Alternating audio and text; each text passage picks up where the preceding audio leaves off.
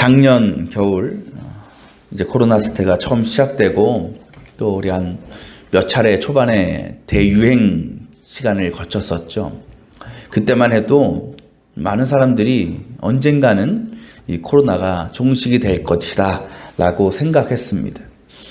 하지만 각종 변이 바이러스가 등장하면서 오히려 코로나는 더 악화되기 시작했고, 또 이런 상황이 반복적으로 일어나면서 전문가들은 이 코로나가 완전히 종식되는 것은 거의 불가능하다라고 판단을 하게 되었습니다. 그러면서 이제는 이 코로나를 종식시키기 위한 어떤 대책과 방법을 세우기보다는 마치 감기처럼, 독감처럼 어쩔 수 없이 우리의 삶과 함께 갈 수밖에 없다라는 것을 인정을 하게 되었고, 또 그에 맞는 삶의 변화로 나아가야 된다라고 주장하게 되었습니다.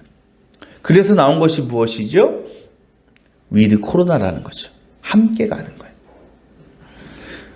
이제 우리는 코로나 종식을 향한 시대가 아니라 코로나와 함께 가는 위드 코로나 시대를 살아가고 있습니다.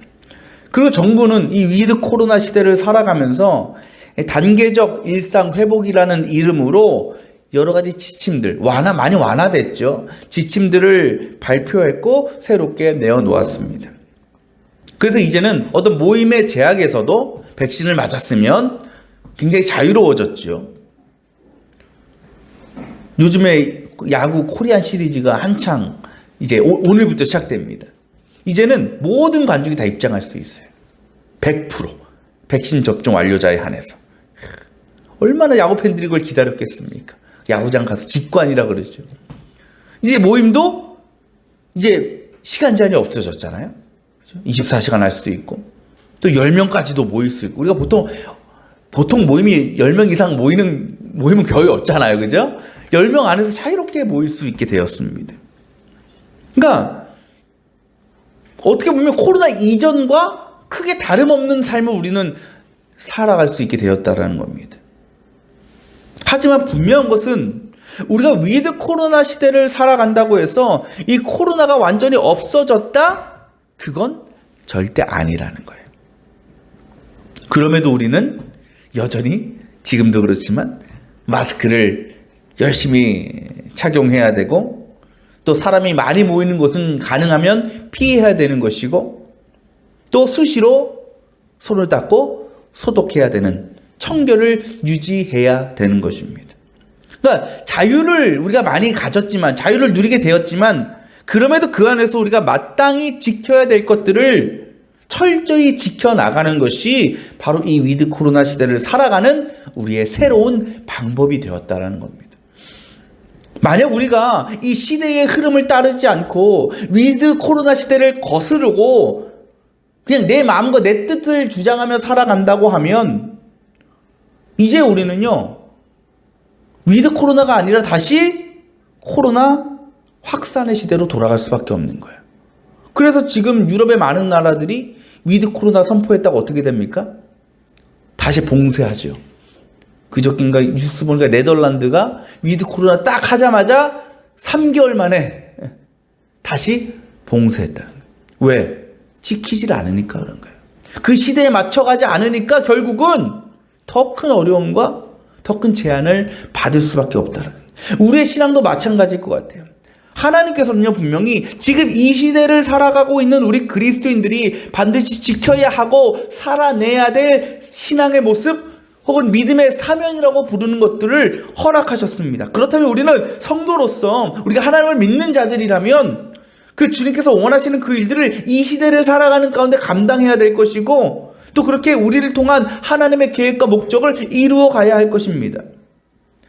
여러분 한번 돌아보시길 바랍니다. 여러분의 신앙은 무엇을 목적에 두고 있는가라는 거예요. 무엇을 위하여 내가 주님을 믿고 신앙생활을 하고 있는가? 왜 이 자리에서 예배하고 있는가?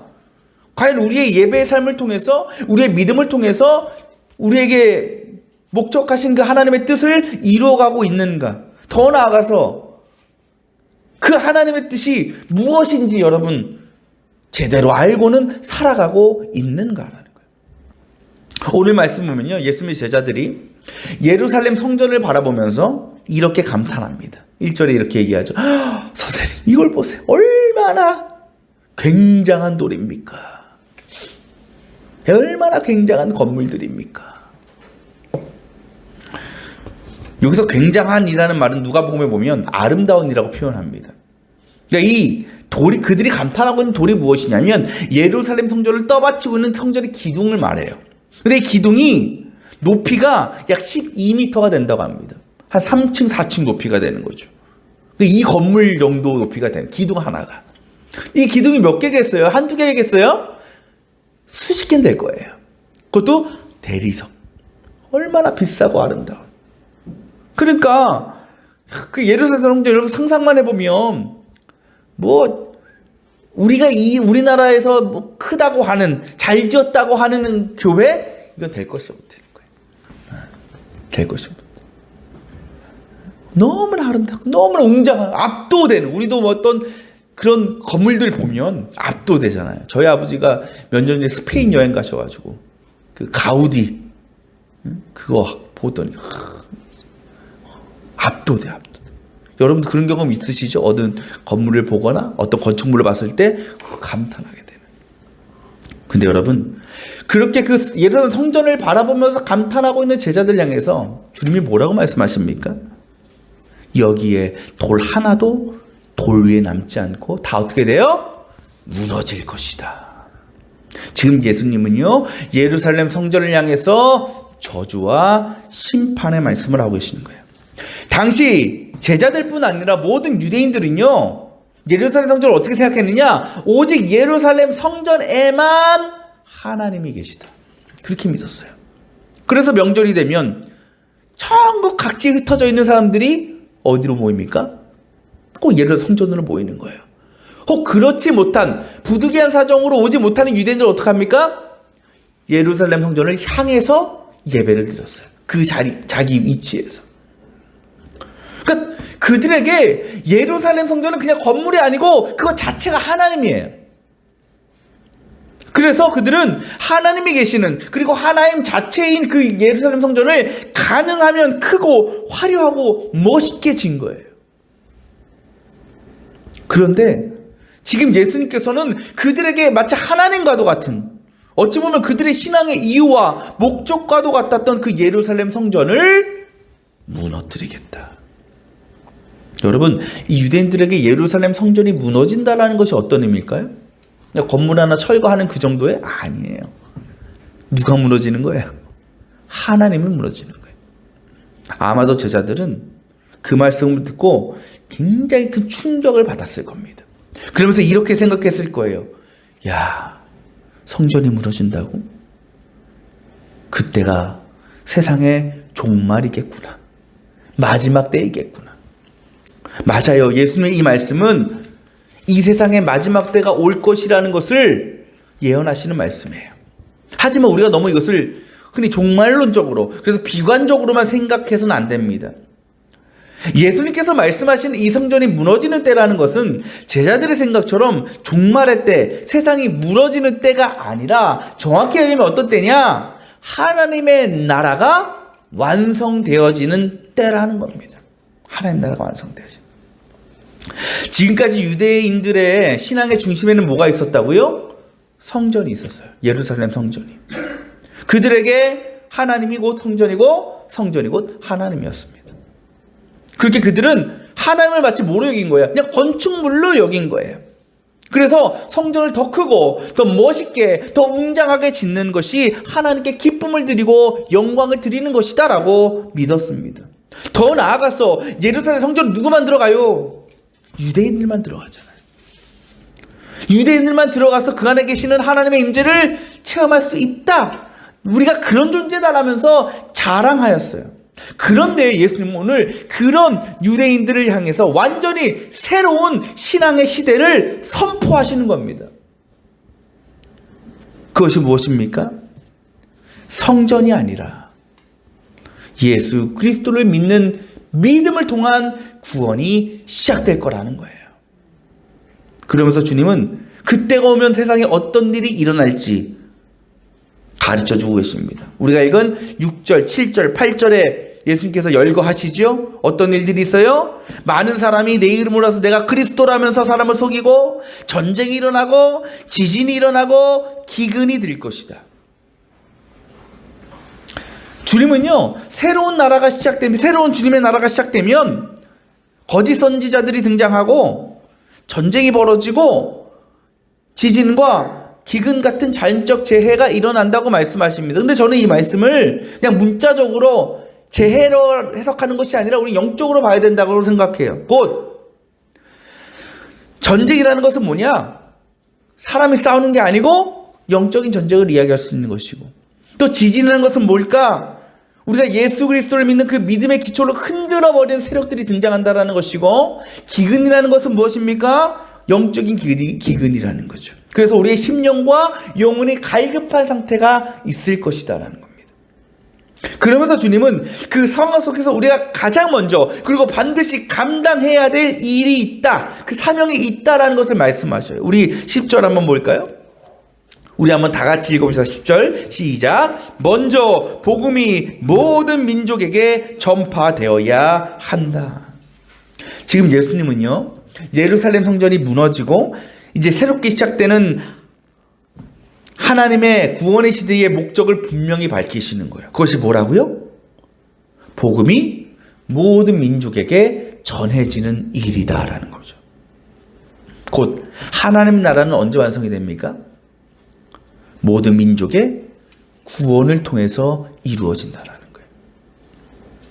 그래서 과거에는 어땠어요? 그들이 생각할 때 구원이 어디서만? 예루살렘 성전에서만. 그것도 누구한테만? 자신들 같은 유대인들에게만 해당되는 일이었다면, 이제는 예루살렘 성전이 아니라 예수 그리스도를 통해서, 그리고 유대인만이 아니라 세상 모든 민족을 향한 구원의 역사, 구원의 시대가 시작될 것이다라는 것을 주님은 선포하고 계시는 것입니다. 사실 여러분, 이거는요, 제자들에게는 너무나 두려운 일입니다. 왜냐하면 예수님께서 지금 말씀하시는 새로운 구원의 시대를 준비하고 또 그 시대를 살아간다는 것이 어때요? 지금까지 그들이 살아왔던 모든 삶의 방식을, 신앙의 방식을 완전히 바꿔야 되는 일이기 때문에, 그것들 다 버려야 되는 일이기 때문에 그래요. 우리가 왜 신앙생활하는 게 어려워요? 왜 믿음이 우리에게 시험이 됩니까? 믿기 이전의 삶과 똑같이 살 수 없기 때문에 그런 거 아니에요? 그렇죠? 우리가 믿음이 있으면, 주님의 자녀가 되면 이전에 세상적으로 살았던 그 모든 삶들을 버릴 수 있어야 돼요. 내려놓을 수 있어야 돼요. 이제 그것을 하나님의 뜻에 맞게, 하나님의 목적에 맞게 써야 되는 거예요. 근데 그게 쉽지 않아요. 쉽지 않아. 그래서 버리질 못해. 내려놓질 못해. 어려운 거예요. 그러니까 그들의 입장에서는 그동안 하나님이라고 믿었던 성전이 무너지는 모습을 지켜볼 수밖에 없어요. 그리고 그들이 목숨처럼 여기던 유대인으로서 또 자신들만이 하나님의 백성, 선민이라는 그 사상을 버려야 되는 것, 또 자부심도 다 내려놓는 거예요. 그리고 또 뭐가 있습니까? 중요한 거. 이제는 누구를 향한 구원이라고? 모든 민족을 향한. 그 전까지 이들은 누구만 구원받는다고 그랬어요? 유대인들만. 선민이니까. 이제는 유대인이 아니라 누구까지? 이방 민족들까지.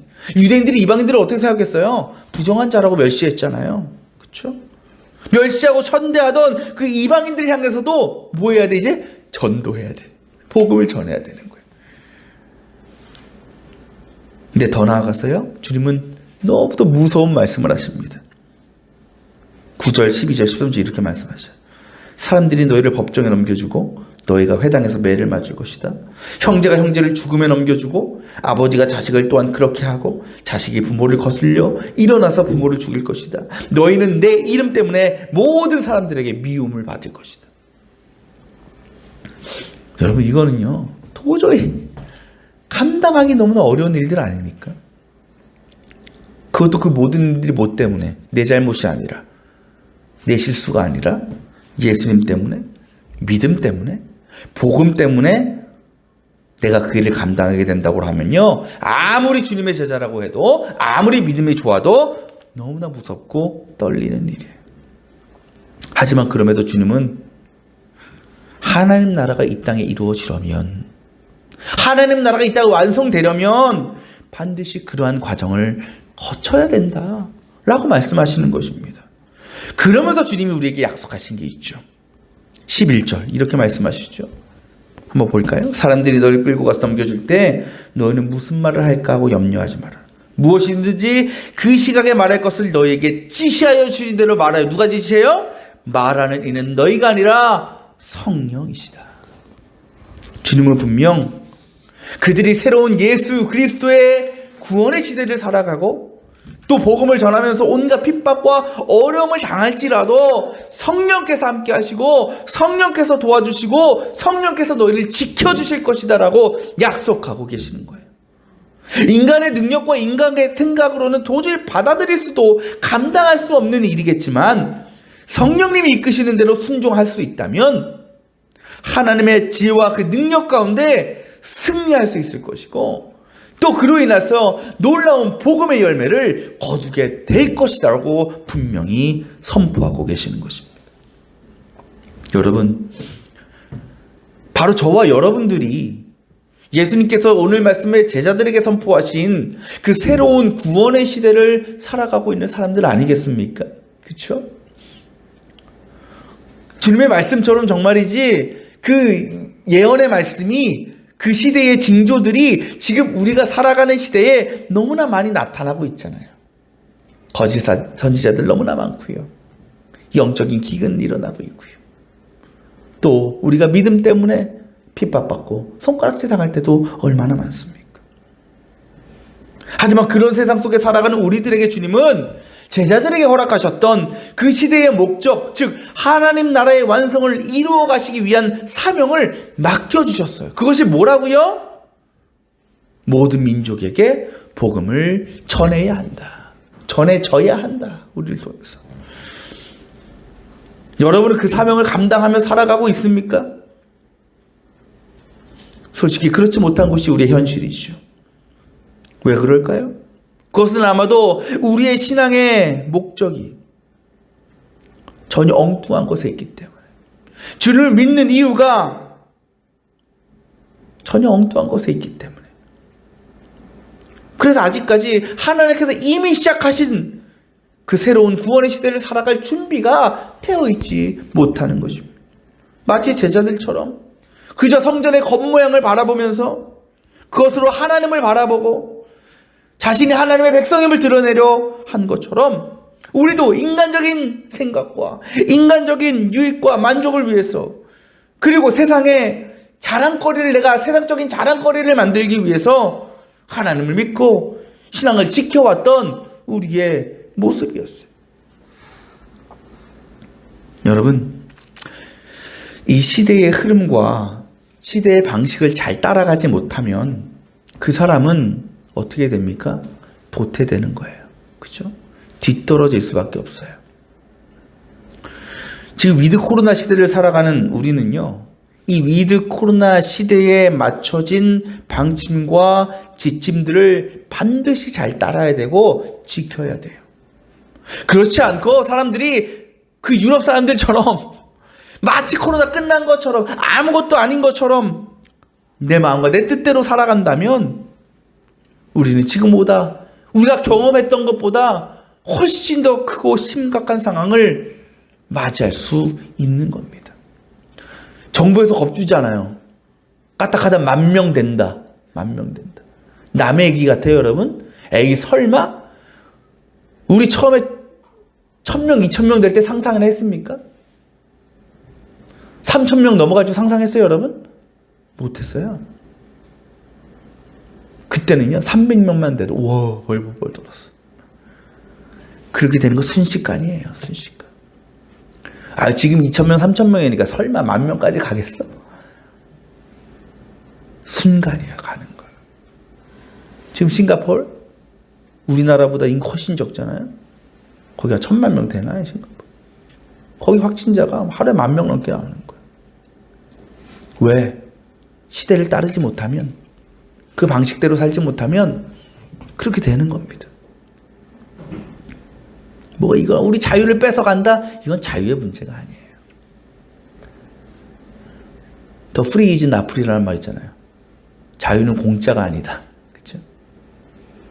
우리가 자유함을 누리려면 그에 따른 책임을 다해야 되고 그에 따른 의무를 다해야 되는 거예요. 그렇죠? 신앙도 마찬가지예요. 지금 우리는요, 성전이 아니라 교회가 아니라 예수 그리스도를 통한 구원의 시대를 살아가고 있어요. 하나님은 이 시대를 통해서 이 땅에 하나님 나라의 완성을 지금도 이루어가고 계시고 그 일을 위해서 일하고 계십니다. 또 그 일을 위해서 우리에게 그 하나님의 구원의 시대를 살아가는 자들로서 지키고 행해야 될 믿음의 사명을 허락하셨습니다. 그렇다면 우리는 마땅히 그 시대를 살아가는 존재들로서 그것을 지키며 살아가야 됩니다.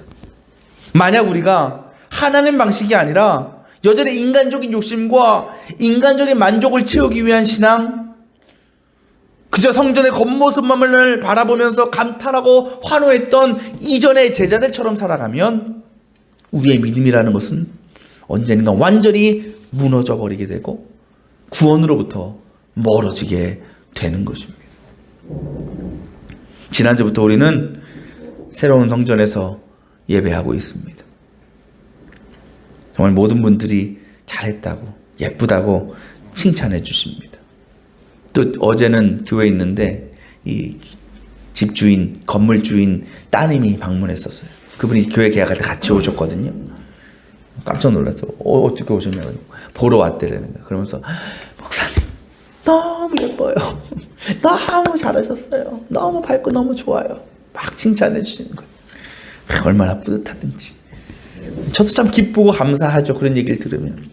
하지만 여러분, 우리가 분명히 알아야 될 것은 우리가 이곳을 교회라고 성전이라고 부르고 있지만 진짜 성전은, 진짜 하나님의 교회는 여기가 아니에요. 진짜 성전이 어디입니까? 우리들이라는 거예요. 저와 여러분이 하나님의 성전이라는 거예요. 그래서 사도 바울이 고린도전서 이렇게 얘기하잖아요. 여러분은 하나님의 성전입니다. 하나님의 성령이 여러분 안에 거하신다라는 것을 알지 못합니까? 우리 안에 성령이 계신다면 여러분, 우리는 가장 아름답고 가장 거룩한 하나님의 교회인 줄 믿습니다. 바라기는 저와 여러분들이 정말 아름다운 하나님의 성전이 될 수 있도록 날마다 우리의 몸과 우리의 마음과 우리의 영혼을 깨끗하고 정결하게 관리할 수 있기를 바랍니다. 그렇게 하나님 나라의 완성을 향하여 나아가는 이 시대를 우리가 살아갈 때에 주님께서 맡겨주신 모든 민족에게 복음이 전해져야 된다. 너희가 그것을 전해야 된다라는 그 사명을 잘 감당할 수 있기를 바랍니다. 때로 그 과정 가운데 우리에게 어려움이 있고 고난이 있지만 또 세상에 박해와 핍박이 있을 수 있지만 늘 성령의 힘과 능력과 지혜를 힘입어서 오늘 주님께서 마지막 말씀하시는 것처럼 마지막에 뭐라고 말씀하십니까? 13절 끝까지 견디는 사람은 구원을 받을 것이다. 그 성령의 능력으로 끝까지 견디는 자에게 주어지는 구원의 역사를 이루어 나가시기를 바랍니다. 그래서 새로운 그 예수 그리스도의 구원의 시대를 우리가 잘 따르고 순종하며 살아가시는 우리 머릿돌 교회 그리고 우리 모든 성도들의 삶이 되시기를 축원합니다.